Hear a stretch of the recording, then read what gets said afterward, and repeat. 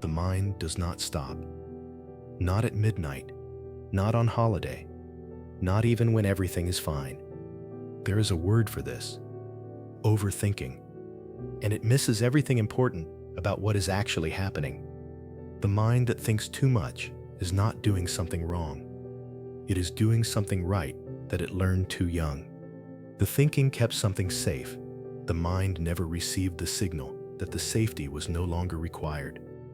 This video is for the mind that cannot switch off, and for the childhood that installed the switch that never had an off position.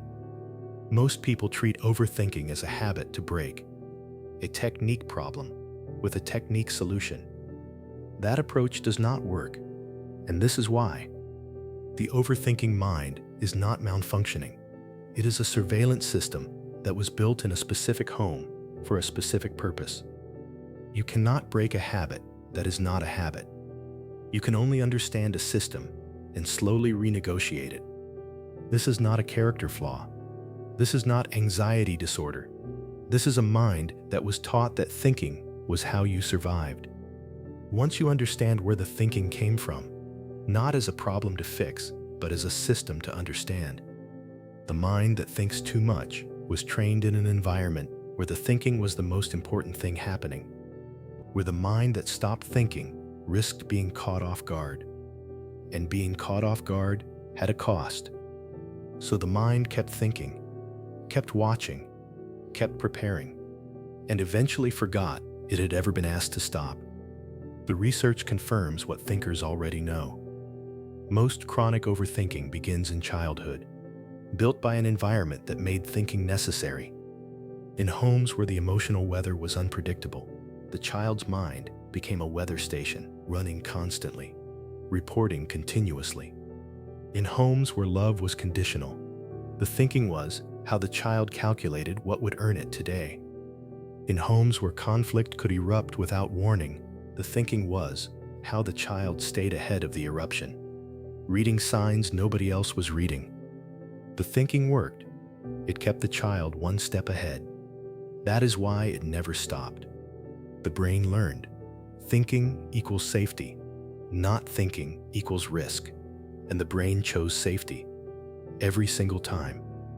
Your mind is not broken. It is loyal.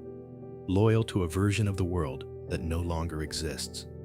What does your mind most often think about when there is nothing it needs to think about? Tell us in the comments. We want to know. The first thing the thinking does is replay conversations, decisions, moments, running them again to find what could have gone differently. The second thing is anticipation, running every possible version of what could go wrong before anything has been given the chance to go right.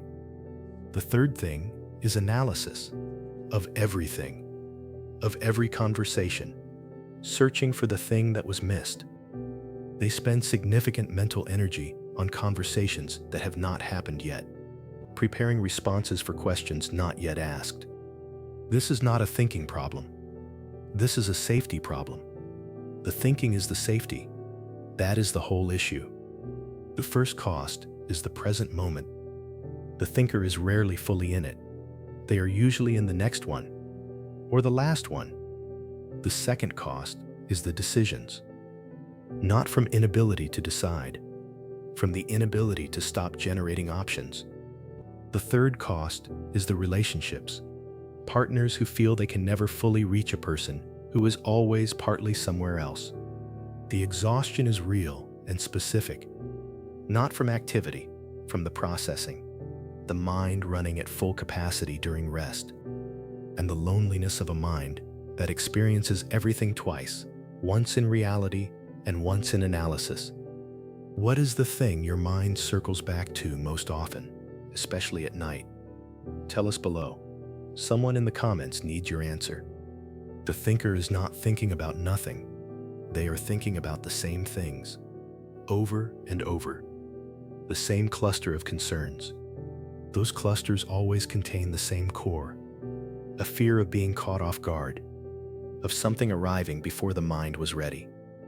The thinking is the guard, watching the gates of a home that no longer needs guarding. What the thinker actually needs to know, and was never told, is that they are already safe. The home you are protecting is not the home you are in. The mind is guarding a door that was closed a long time ago. The hidden cost nobody names is the grief. For all the present moments, the thinking was somewhere else during. The cost of explaining it to people who do not have it, who say, just stop thinking about it, as if the thinking was a choice with an available alternative. And the cost of the specific loneliness of a mind that is never fully quiet, of always being the loudest person in your own head. And yet, the thinking also gave them things no one else has. That part deserves to be named too. The mind that thinks too much was built to protect something important. That is not a flaw. That is loyalty. The work is not to stop the thinking. The work is to slowly show the mind that the thing it is protecting no longer needs protecting. Your mind is not your enemy. It has been working very hard for a very long time to keep you safe. Thank it for the years of watching, the years of preparing, the years of keeping you one step ahead.